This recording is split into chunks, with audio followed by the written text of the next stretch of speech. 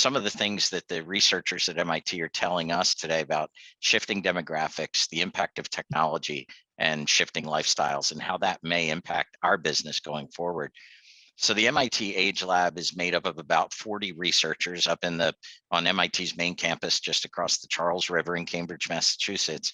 There's a host of psychologists, physiologists, sociologists. I say a whole team of ologists, right? Studying how the impact of technology and changing longevity is shaping consumer lives. The best part about working with MIT is that they don't just work in the financial services space.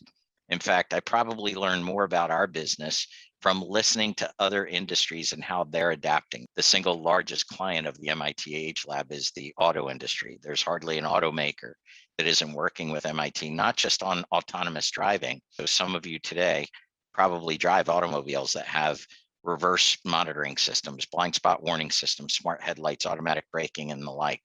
What you may not know is a lot of those technologies were rooted in the study of the aging driver.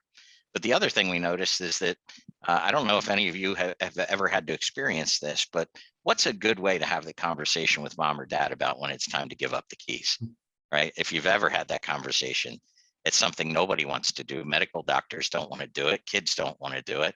And so we began actually studying the psychological impacts and environments in which we might successfully navigate that difficult situation. So good news is, auto accident rates have been declining as time has moved on, but that's just one practical implementation of kind of the work at MIT. The other, I will tell you, and it's becoming more and more important, especially in terms of financial planning practices, MIT does a lot of work with the retail industries. And two things here. One of the research techniques MIT has is they have a suit that you can put on that actually it replicates what it would feel like to be somewhere between 80 and 85 years old, restrictive movements in the limbs, vision impairment, and the like.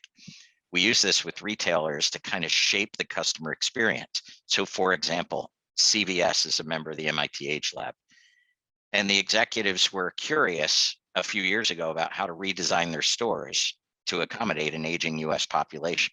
What better way than to take the senior execs, drop them in the Agnes suit, dial them up to age 80 and go shopping in your own stores.